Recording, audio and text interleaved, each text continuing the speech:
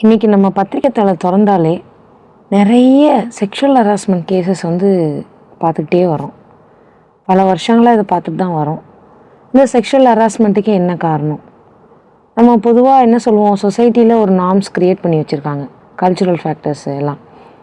கேர்ள்ஸ்னால் இப்படி தான் இருக்கணும், பாய்ஸ்னால் இப்படி தான் இருக்கணும், ஃபெமினிசம் மேஸ்குலினிசம்னு சொல்லுவோம். ஸோ இதெல்லாம் பேசி பேசி பேசி ஒரு பொண்ணை இப்படி தான் இந்த சொசைட்டி பார்க்கணும், இப்படி தான் இருக்குது அப்படிங்கிறத நம்ம க்ரியேட் பண்ணி விட்ருக்கோம். அது இல்லாமல் பவர் டைனமிக்ஸ்னு சொல்லுவோம். இப்போ ஒர்க் பண்ணுற இடத்துல பார்த்திங்கன்னா அதிகாரத்தில் அதிகம் ரூல்ஸ் இருக்கிறவங்க என்ன பண்ணுவாங்க அப்படின்னா, வீக்கராக இருக்கிறவங்கள டார்கெட் பண்ணி செக்ஷுவல் ஹராஸ் பண்ணுறது. ஏன்னா அவங்களால வெளியே சொல்ல முடியாது, வெளியே சொன்னின்னா உனக்கு வேலைக்கு ஆபத்து அப்படின்னு அவங்கள பயன்படுத்துவாங்க.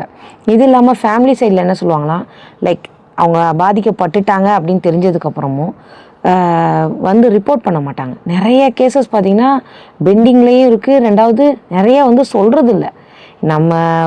நம்ம கண்ணுக்கு தெரிகிற விஷயங்கள் கம்மி தான். ஆனால் கண்ணுக்கு தெரியாமல் டெய்லி நிறைய பேர் பாதிக்கப்பட்டுகிட்டே தான் வர்றாங்க. அவங்கள ஃபேமிலி எப்படி சொல்லுவாங்கன்னா, நீ வெளியே சொன்னீங்கன்னா நம்மளை இந்த சொசைட்டி நம்ம கேவலமாக பேசும், உனக்கு அப்புறம் உனக்கு தங்கச்சி இருக்காங்க, அவங்களோட கல்யாண வாழ்க்கையெல்லாம் பாதிக்கப்படும் இப்படின்னு சொல்லி அவங்கள இமோஷ்னலாக பிளாக்மெயில் பண்ணி கட்டி போடுறது.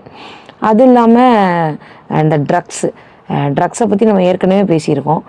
ட்ரக்ஸ் யூஸ் பண்ணுறவங்களுக்கு முன்னாடி இருக்கிறது குழந்தையா, அம்மாவா, அக்காவா, தங்கச்சின்ற பாகுபாடே தெரியாது.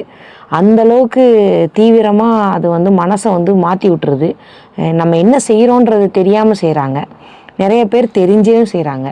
அவங்கள ஒரு லேடியை துன்புறுத்தி பார்க்குறதுல கிடைக்கக்கூடிய அந்த ஹாப்பினஸ், அது சைக்கோன்னு சொல்லுவோம் நம்ம.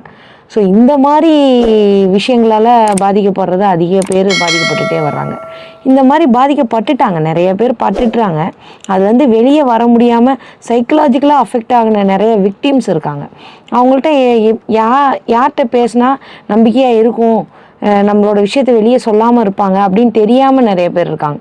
அவங்களுக்கு நம்ம ஆத்மா மனநல மையத்தில் கவுன்சிலிங் சென்டர்ஸ் இருக்குது, கவுன்சிலிங் கொடுக்குறாங்க. ஸோ இந்த மாதிரி விக்டிமாக இருக்கிறவங்களும் சரி, இல்லை இந்த மாதிரி பாதிப்பு உண்டானவங்களும் சரி, தயவு செஞ்சு பேசுங்க, மனசை விட்டு பேசுங்க. உங்களுக்கு கண்டிப்பாக ஒரு தீர்வு கிடைக்கும். நன்றி.